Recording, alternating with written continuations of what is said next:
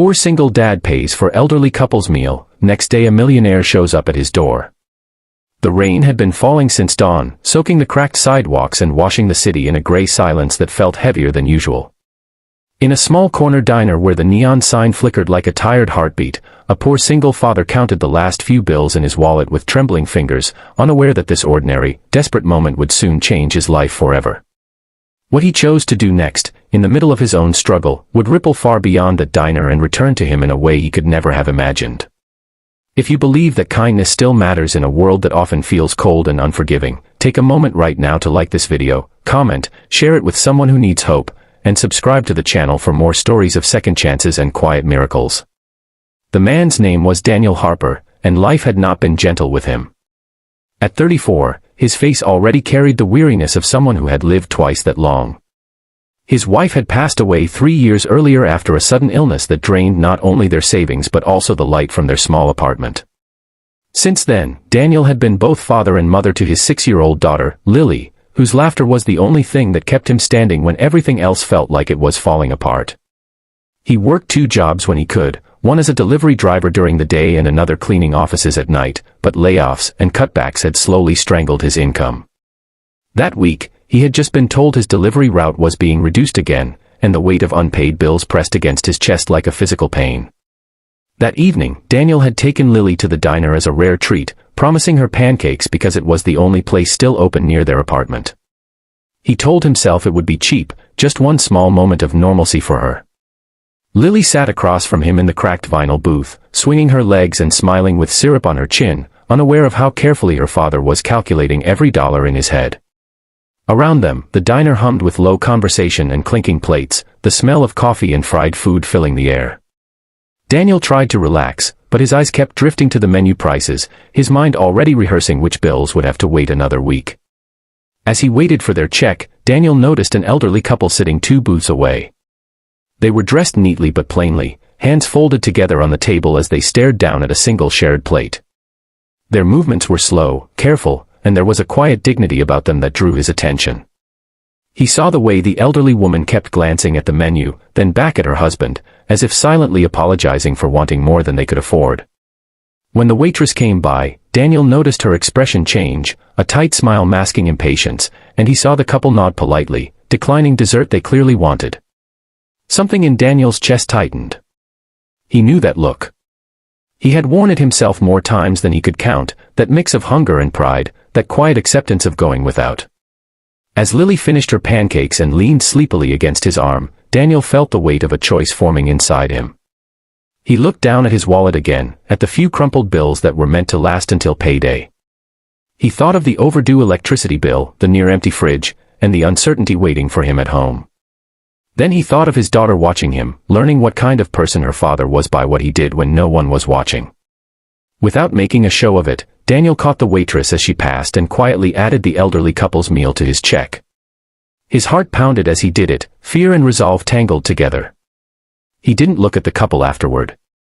He focused on Lily, on smoothing her hair and helping her into her jacket as the rain continued to beat against the windows. When the check came, Daniel paid it with shaking hands, leaving almost nothing behind.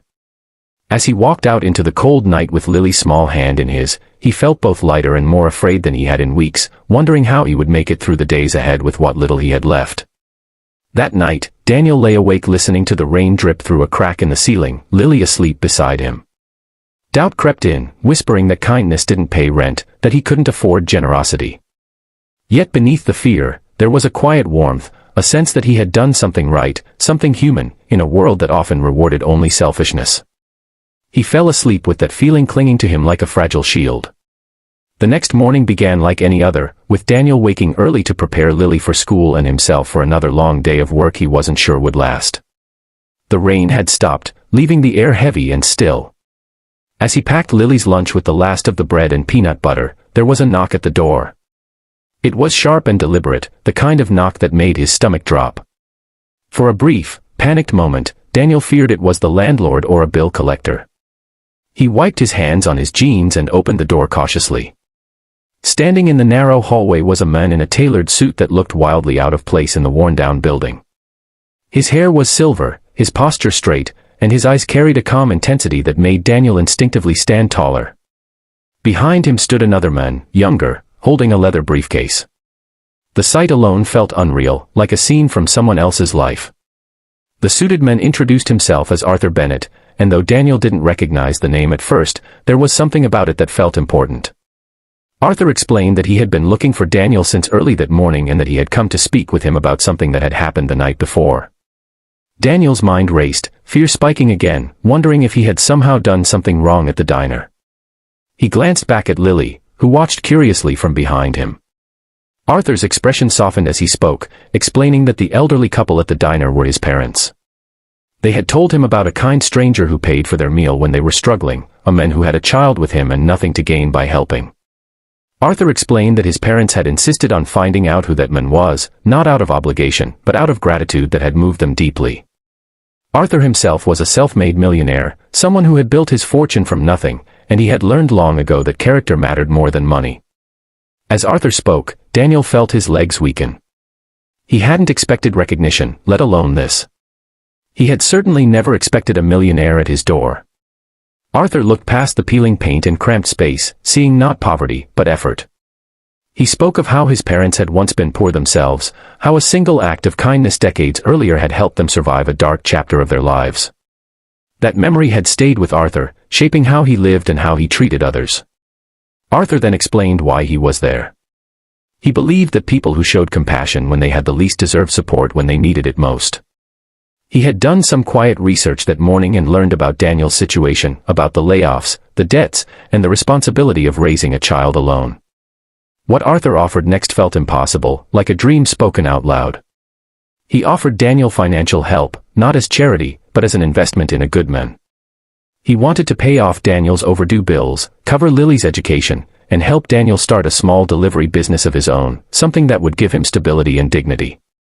Daniel struggled to process it all. His instinct was to refuse, pride flaring up, but Arthur stopped him gently, explaining that accepting help did not erase strength or independence. It simply allowed kindness to complete its circle. Lily, sensing the shift in her father's emotions, reached for his hand, grounding him. Tears filled Daniel's eyes as the reality settled in. For the first time since his wife's death, he felt something he had almost forgotten how to feel: hope. Over the following weeks, Daniel's life began to change in tangible, steady ways. The electricity stayed on. The fridge filled with food. Lily started attending a better school, her confidence blooming as quickly as her smile. Daniel worked closely with Arthur's team to set up his small business, learning not just how to survive, but how to plan for a future. Through it all, Arthur remained present but unobtrusive, checking in not as a savior, but as a supporter who believed in Daniel's ability to stand on his own. What stayed with Daniel most, however, was not the money or the opportunities, but the reminder of who he was at his core. That one small decision in the diner, made when he was at his lowest, had revealed a truth about him that circumstances could not erase. He began volunteering when he could, paying forward the kindness he had received, teaching Lily through example that compassion was never wasted, even when it felt risky. Years later, Daniel would look back on that rainy night as the turning point, not because it brought wealth to his door, but because it reaffirmed his humanity. He understood then that the world did not always respond immediately to goodness, but it noticed. Quiet acts of kindness, done without expectation, had a way of echoing far beyond their moment. If this story stirred something inside you, if it reminded you that even the smallest kindness can change a life, please take a moment now to like this video, share it, and subscribe to the channel so more people can be reached with stories like this. And before this story ends, we ask you from the heart to comment below and share what kindness means to you, or a moment when compassion changed your life, because your words may be the hope someone else needs today. Daniel's life did not become perfect, and he never expected it to. There were still hard days, still moments of doubt and exhaustion. But there was also laughter in his home again, security where fear once lived, and a deep, unshakable belief that goodness mattered. In a world that often told him he was invisible, one small act of generosity had been seen, remembered, and returned. And in that truth, Daniel found not just relief, but redemption.